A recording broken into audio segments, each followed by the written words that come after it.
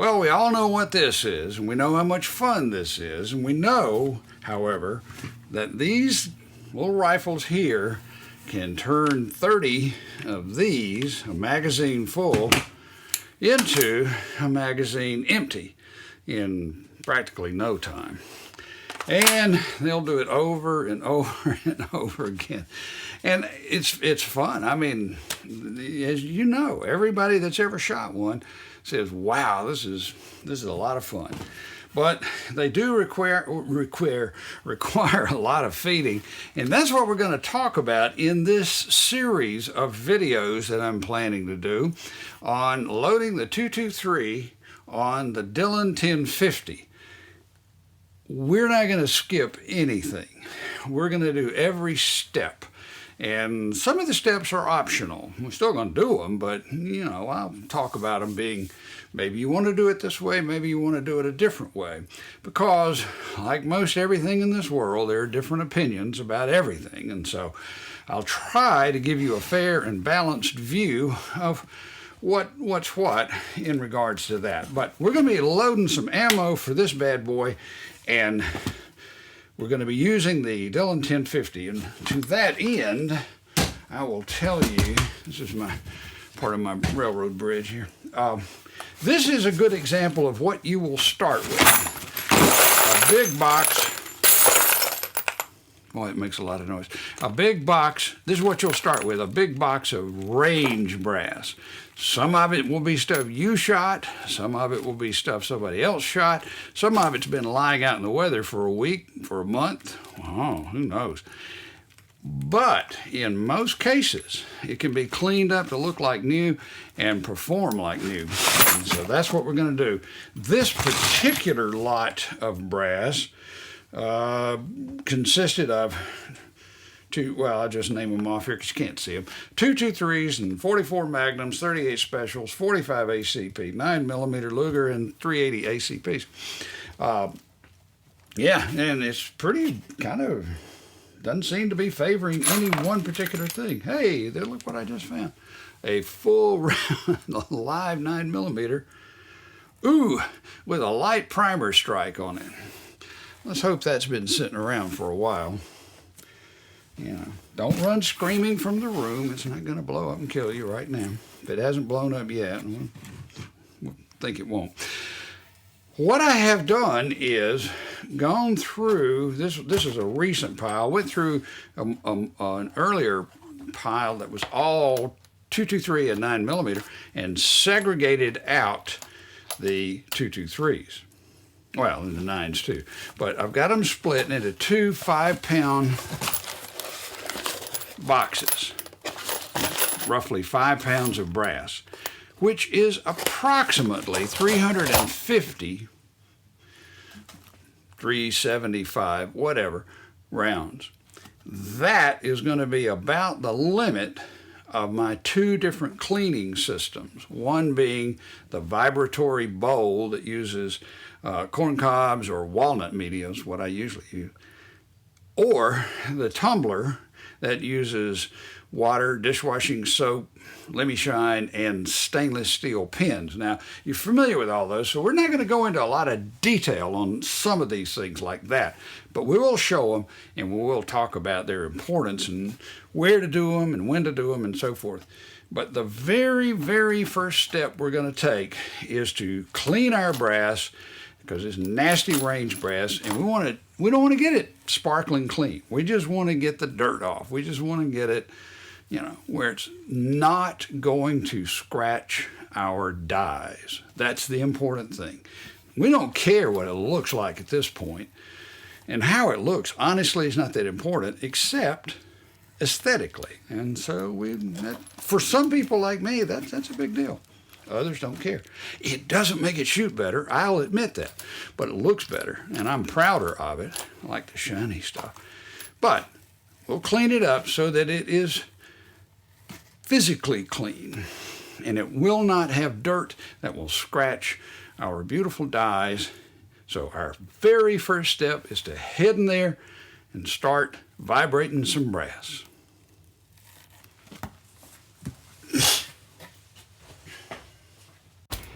This is just your average vanilla Midway tumbler, vibratory tumbler, and it's got walnut shell media in it, which is what I usually use. I've tried corn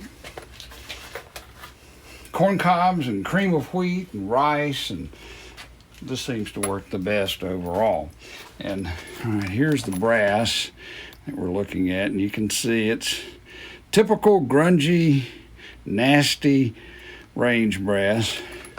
So we'll turn it on. Where's the thing?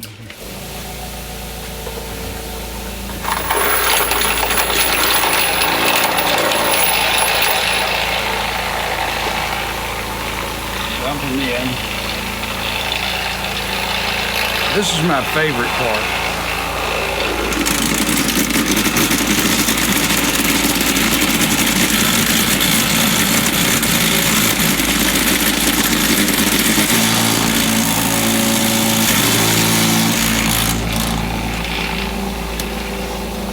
I like to see just how loud that thing really can get.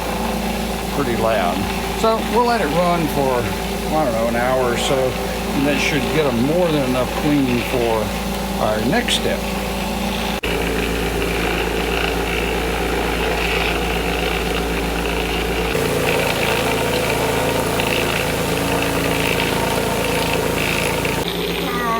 Alrighty, we're coming up on an hour since we started.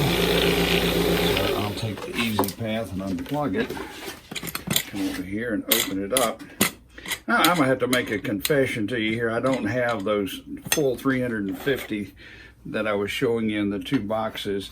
Those were actually already pretty clean, and so I found about 150 or so dirty ones that we're using. So this is not the full load, but that's all right. The principle is the same. That was exactly an hour, and that was probably about 30 minutes more than we needed, but I was eating supper.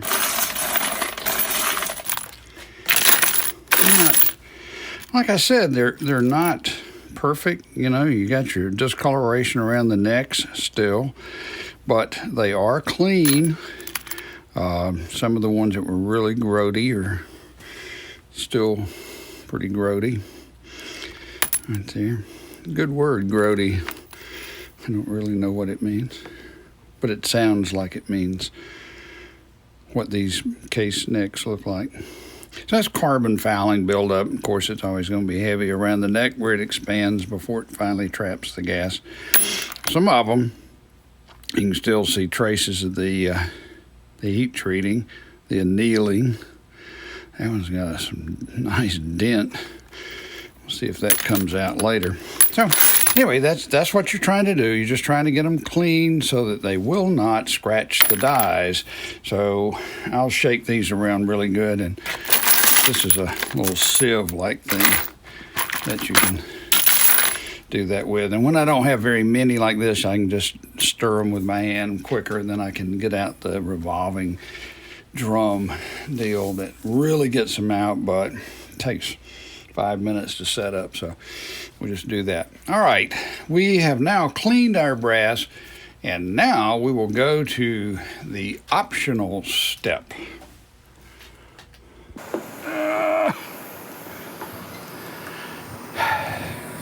Hi.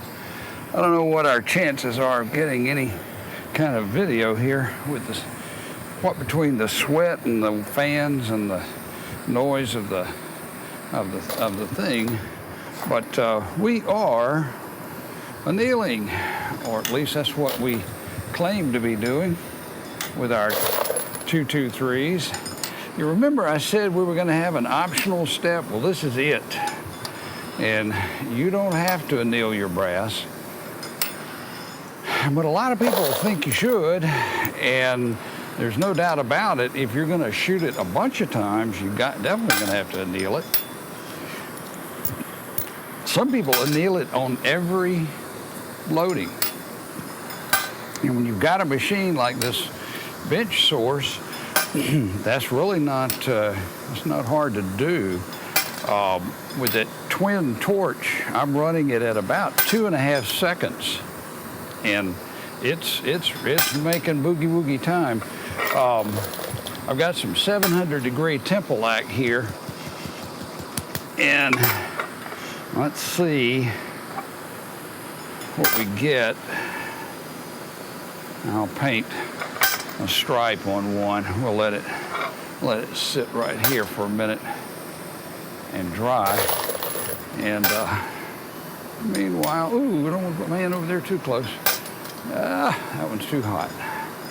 Just stay back here. Wow. Friends, and ooh, I don't want to put that there, do I? Yeah, it gets hot. And I'm out here and I'm seeing a little orange glow coming off of them, even at this speed, which means I'm probably actually a little bit too fast. So I'm coming down just a hair. There we go. That's better. So we're 2 point something or other seconds. Oh, there went the Tempolac. And yes, sirree, it melted it. I'll try to recover that one separately and show you what it looks like here in just a sec. Oh, I've done a whole video on this machine, so there's no point in getting into that. You can find that. I'll put a link to it. But you know, the point of all this is to get your brass back to a factory-like condition. And here's my thinking. I think probably almost all of us utilize brass that comes from many different sources. Some of it's stuff we've shot, some of it's stuff we've been given, some of it's stuff we've got at the range. We've ordered it from company A, we've ordered it from company B. We don't know how many times it's been fired, you know, that sort of thing. So, see if I can turn that off. Just turn those off for the moment. We really don't know that much about the brass, and so what we're trying to do in our reloading is get everything back as close as possible to a factory-like brand new round. And one of the things the factory does is to anneal the brass, and as one of the final steps. They actually anneal it more than once during the process, but there's a final anneal up on the neck area, and just to be clear, we're only talking about from about here up, just a little ways below the neck and up. And if you get military brass, it usually has that annealing discoloration on it. Lapua brass has that discoloration on it. If you look at their brass, you can see as a good guideline what it should look like after you get through with the annealing. And using a product like Tempolac will tell you if you've reached the correct temperature, also if you've got too high. Further down, because what you don't want to do is you don't want to anneal down in here. But this is not going to be a lesson on annealing. I'm just trying to show you the steps that I'm going through in a thorough, very complete approach to reloading the 223. So in order to bring everything back to ground zero, one of the steps I feel like has to be annealing. And if you recall, we first sorted our brass and then we cleaned it. There are people who claim that if there's any carbon deposit up here on the neck, it's just going to get baked on. That's probably true. So if you're going to anneal it, you probably need to give it more than a 30-minute bath in the vibrator. You need to really give it a few hours in there until the point that the carbon blacking is gone. So anyway, that's it. It's hot out here, but it's Alabama and it's July, or June, late June. This is the penultimate day of spring. Tomorrow begins summer. No, yesterday was the penultimate day. Today's the last day of spring. Okay, whatever. Let me show you this brass. I think you can see well enough what that's all about. You can see the discoloration up in the neck and shoulder area of it. Here's the one with the temple-act, and you can see that it melted it part of the way down, then stopped.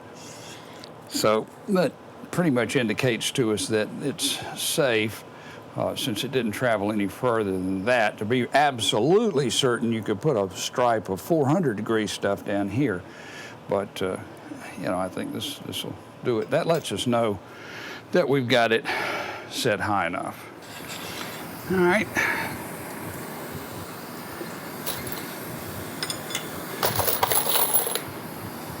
Let's feed this little monkey and see, watch it do some of this brass.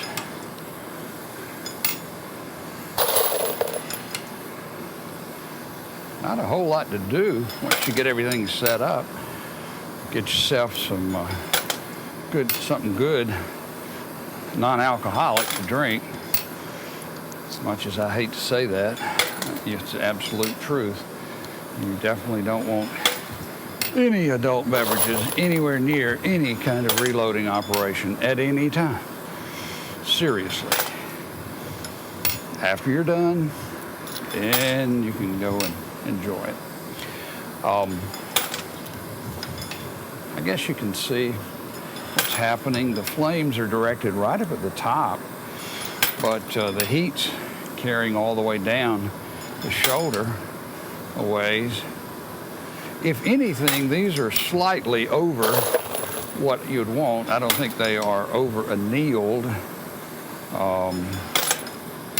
but I can speed it up just a skosh.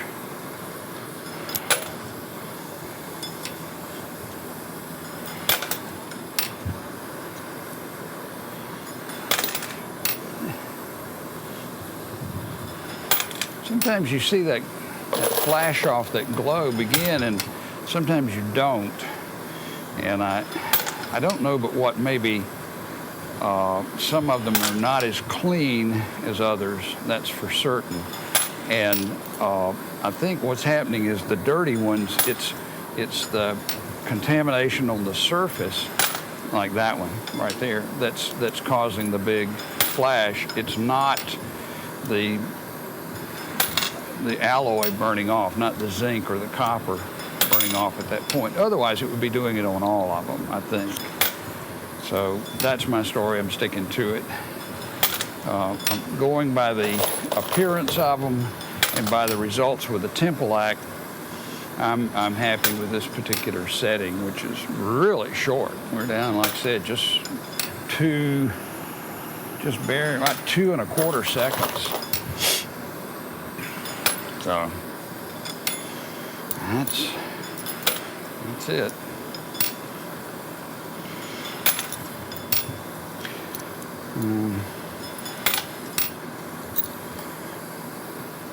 If we could do one every 2 seconds, that would be 30 a minute. So we're probably doing 25 a minute, roughly. So it would be 104 minutes, 1,040 minutes. Wow, less than an hour to do 1,000. That's probably about right, because I've got a box of about 350 here that I have ripped through. I need a bigger pan over here to catch them in.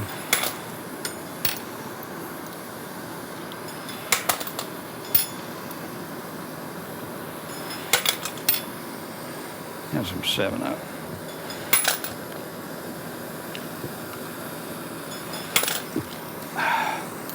Oh, that's good.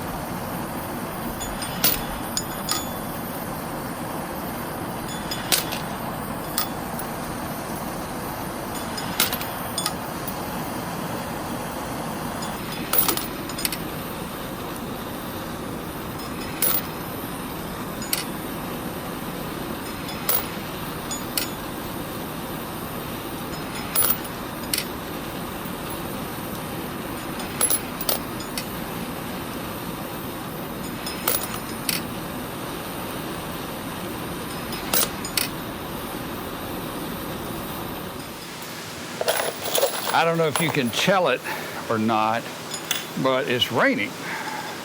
And nice little summer shower. Yeah, it's coming down pretty good. And you know what? There's nothing like an Alabama back porch in a summer rain. When you got to sit here and anneal some cases. Woo, woo. It just don't get no better than this. You know, that's as my grandfather would have said. But that's a fact. It's nice out here. Got the ceiling fan going and a floor fan going and a couple of torches going. I've done about, I think I've done over 1,000 at this point, pretty close to it anyway. And I did notice something, that these last ones right here were all polished big time with stainless steel pin tumbling. And that flash that I was talking about earlier, just, it doesn't happen. You get a little bit of the burn up at the very end. You can just a fraction of a second there, and then it goes. You see the little flash. And on some, it's a little more than others, but I think that's your point that you're trying to get to where it just barely does that, or maybe even doesn't do that. But if it doesn't do it, then you don't know for sure. Yeah, man, this is cool. Come on, rain. It's a little bit windy, so it may get wet here. May have to wrap it up, go have an adult beverage to celebrate all this. But I'll just take this opportunity to say thank you for watching part 1 of our series on reloading the 223 on the Dillon 1050. Every single step, that we can possibly do, I think we're going to do. And so in this part 1, we did our sorting, our initial cleaning, and our annealing. Boy, that is really coming down out there. And part 2, we'll get into actually using the Dillon, and we'll be doing the case prep. And I got a lot of interesting measuring devices to show you, things you may not have seen before. They were kind of new to me. I'm getting wet. Thank you for watching. Talk to you later. Bye.